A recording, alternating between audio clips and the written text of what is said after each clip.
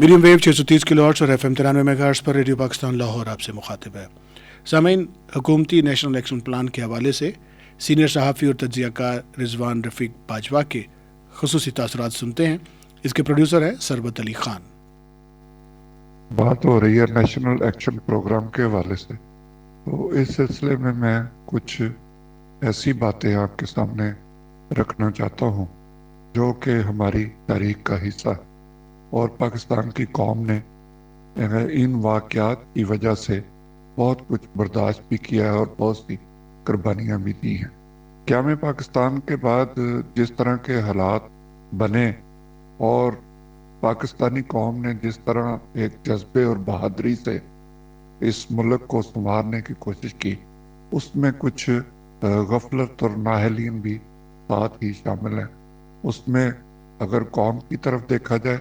تو قوم کی جانب سے بھی کچھ ایسی غلطیاں کی گئی،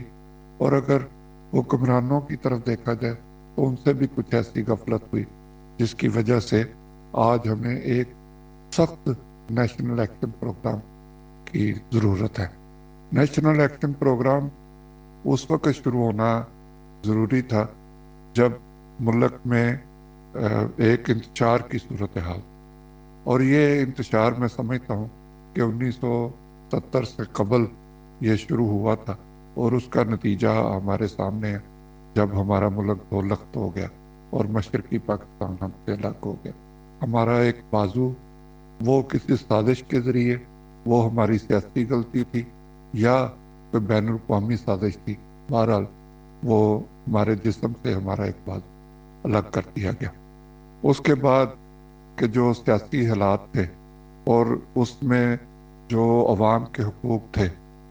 ان کو مکمل طور پر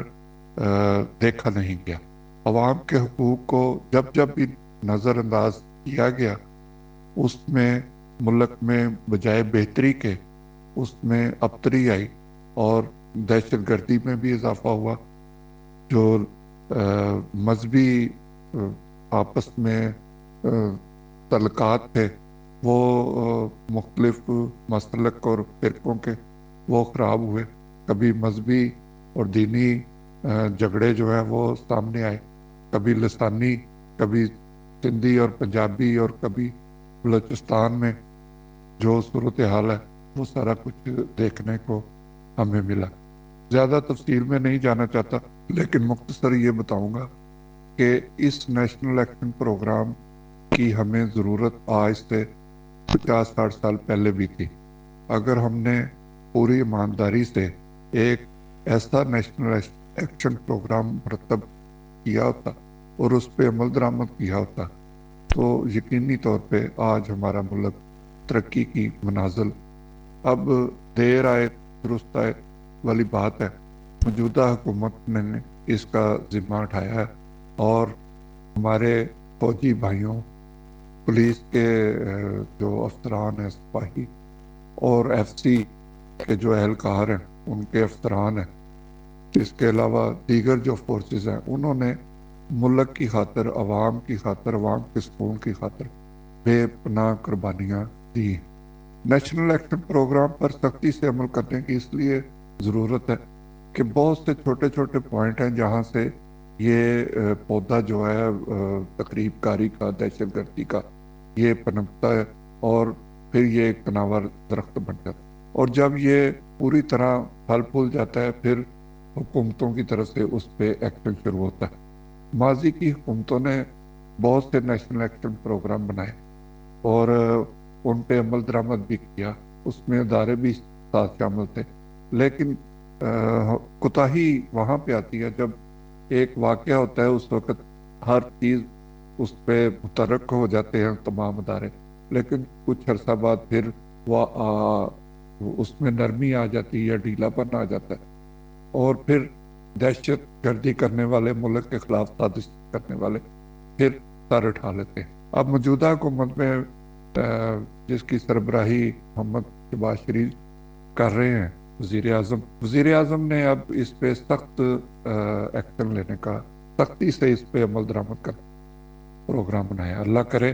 کہ وہ اس میں کامیاب ہوں۔ ان کو اگر اس پروگرام میں وہ نیشنل ایکشن پروگرام پر پوری طرح عمل درآمد کروانے میں کامیاب ہو جائیں گے تو تاریخ میں ان کا سنہری حروف میں نام لکھا جائے گا۔ سیاسی وابستگی نہ یا سیاسی مخالفت کو ایک طرف رکھ کے ہمارے سیاستدانوں کو، ہمارے حکمران طبقے کو، ہمارے اداروں کو چاہیے کہ وہ ایسا پروگرام بنائیں جس میں پوری قوم اور پورے ملک کے جتنے بھی سیاسی رہنما ہیں وہ ایک جگہ پہ اکٹھے ہوں، ایک جگہ پہ بیٹھ کے فیصلہ کریں اور سب کو ساتھ لے کر ایک دوسرے کو ساتھ لے کر چلیں تاکہ عوام کی جان و مال کی تفظ کی جائے، عوام خود اداروں کے پیچھے کھڑے ہوں اور ملک کی جو زمینی سرحدیں ہیں ان کو بھی محفوظ بنایا جا سکے، اور اس کے ساتھ ساتھ جو سب سے ضروری ہے ملک کی نظریاتی جو سرحدیں ہیں وہ جتنی مضبوط ہوں گی اتنی ہی ہماری زمینی سرحدیں مضبوط ہوں گی، اتنا ہی ہمارے ملک کا وقار بلند ہوگا۔ تو جب نظریاتی طور پر ہم مضبوط ہوں گے، اور وہ صرف اس صورت کہ تمام طبقے، تمام ادارے، حکمران، تمام صوبائی اور قومی حکومتیں مل کر اس ایکشن، نیشنل ایکشن پروگرام جو ہے اس پہ